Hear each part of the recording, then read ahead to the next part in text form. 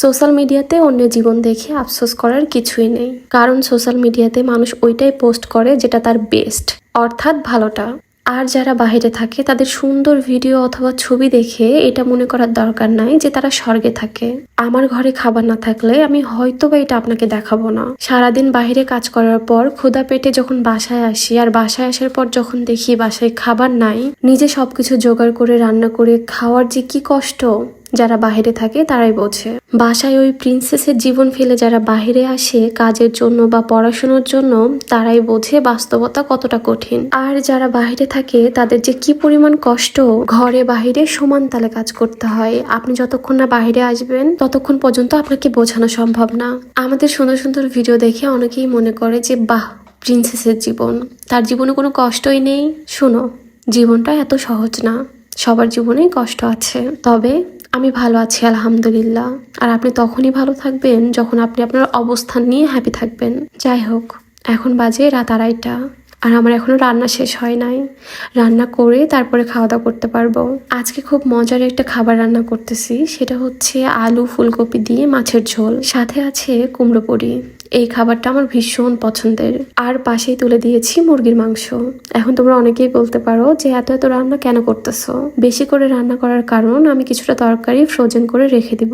আমি একটা জিনিস বুঝেছি, না খেয়ে থাকার চেয়ে এক তরকারি দিয়ে 3 বেলা ভাত খাওয়া ভালো। আর অনেক আপুরাই আমাকে সাজেস্ট করেছো যে আপু, তোমার যেহেতু রান্না করতে অনেক বেশি কষ্ট হয়ে যায়, তুমি অনেকগুলো তরকারি রান্না করে ফ্রোজেন করে রেখে দিতে পারো। তাই আমি চিন্তা ভাবনা করে দেখলাম যে বুদ্ধিটা আসলেই খারাপ না। তাই তো অনেকগুলো মাছের তরকারি আর অনেকগুলো মুরগি রান্না করতেছি। কেন জানি না আমার আবার এক তরকারি দিয়ে 3 বেলা ভাত খাইতে ইচ্ছা করে না। কিছু কিছু আপুরা হয়তো বা বলতে পারে, 3 বেলা ভাত পায় না আবার জমিদারি।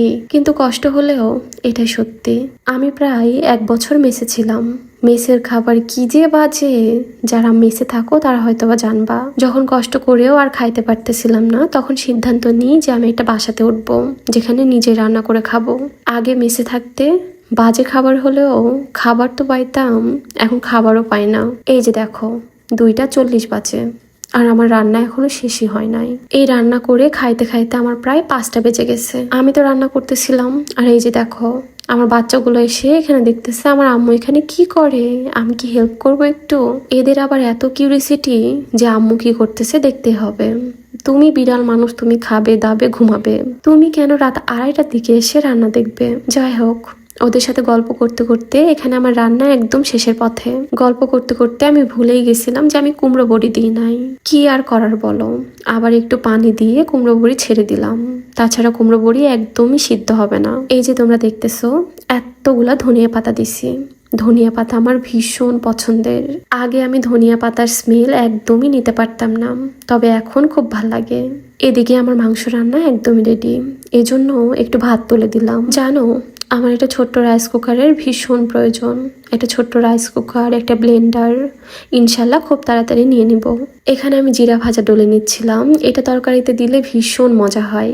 আজকের ভিডিও এখানেই শেষ করতেছি। আল্লাহ হাফেজ।